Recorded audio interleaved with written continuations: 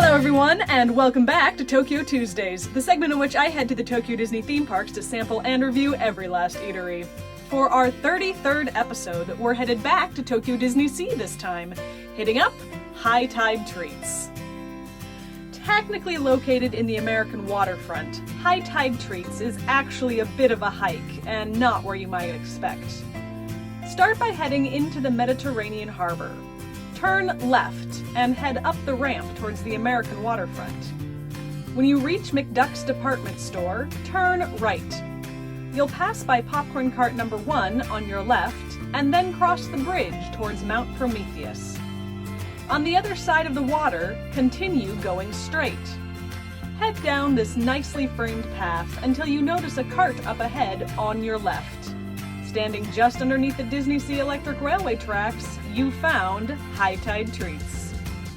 High Tide Treats is a cart service location that claims to be part of the American waterfront, but as far as walkability goes is actually closer to being in Port Discovery than anything else.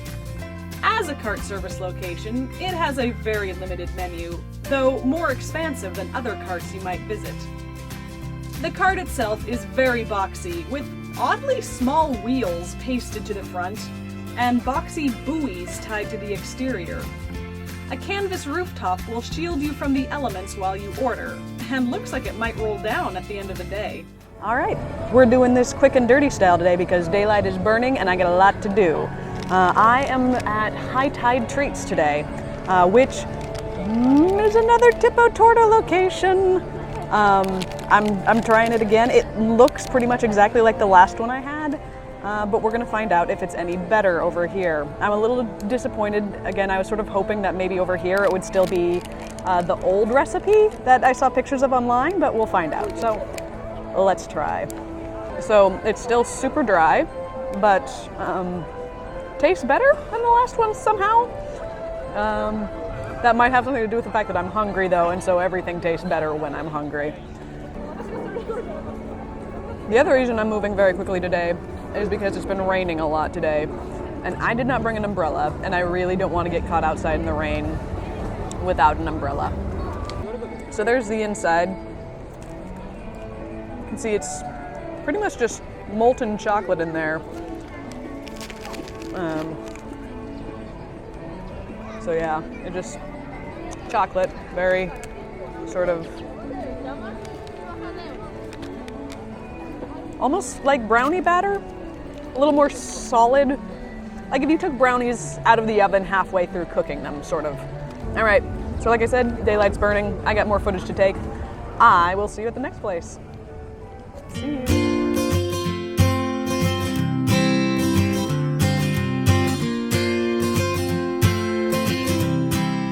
That was a fast one.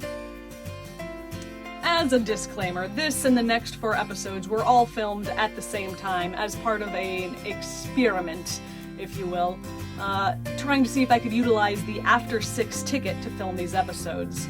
The After 6 ticket is almost half the price of the regular ticket, so could save me a fair chunk of change in the long run. But as you'll see, it did mean that I had to go really fast to try and get in all of my reviews. I don't know, I'd be interested to know what you think about this faster review style, so don't be shy in sharing your opinions on the matter. In the meanwhile, on to the review. Service. Service is a 2 out of 5. I arrived approximately 45 minutes before the end of the day at this location, and the woman working the counter was very clearly done with her day. She wasn't rude or anything like that, she was just checked out. She was done. And I think we've all had moments like that, honestly. I know I have, certainly. So I have nothing but sympathy for her situation, but in the interest of rating these locations against one another, I do have to give it a 2 out of 5 with my empathy. Atmosphere. Atmosphere is a 1 out of 5. I don't know, this location just kind of annoys me. To start with, they stuck these teeny tiny itty bitty wheels on the front, which are just ridiculous. They're super close to the ground as if to suggest they're wheels for the cart, but they're so obviously fake, it's just ridiculous. Like if they had hung them on the wall as decoration, like the fake buoys, it would be one thing. But they didn't. They put them on the bottom, and it just serves to highlight how ridiculous and utterly fake the facade is. Combine that with the boxiness of like a children's toy, and it sort of exudes this feeling of, we don't have to make it look right, we just have to make it look like something, and just exudes laziness, and I don't care for it. Combining that with the fact that it is in the middle of nowhere, like it's technically part of the American waterfront, but it doesn't touch any of the other American waterfront locations. It is utterly surrounded by Port Discovery and the Mediterranean Harbor. To get there, you either have to go all the way up through the back of the American waterfront, cut into Port Discovery, then back down into this one tiny little dot of the American waterfront, or you do what I did at the beginning of the episode, which is stick to the Mediterranean Harbor like you're going to Port Discovery, and then, oh, no, wait, there's this random spot of the American waterfront right here. Technically, I suppose it touches Cape Cod, but you can't cross from one to the other. There's a windbreak and the Disney Sea Electric Railway tracks between the two, so that you can't cross from Cape Cod to this cart. It's in the middle of nowhere, I don't like it, and that's why it's a 1 out of 5. Price point. Price is a 2 out of 5. Once again, like Village Pastry, you're looking at about $3.60 for a tipo torta. While this price isn't bad in and of itself, combine that with how dry this snack is, and you're almost definitely going to want to get a drink to go with it. And this fact sort of lowers the value for me. So, 2 out of 5. The food itself. The food is, once again, a 2 out of 5. I mean, I enjoyed my tipo torta more this time, perhaps because my expectations were more accurately calibrated, but I find the description of a pastry stick filled with cream to be very misleading. They make it sound like what you're going to be getting is a cannoli, when in actuality what you're getting is much closer to, I'd say a lava cake, but that doesn't really convey the dryness of this snack. So, yeah, 2 out of 5. Overall rating. Overall, this gives High Tide Treats an average rating of 1.75 out of 5, which seems a bit low.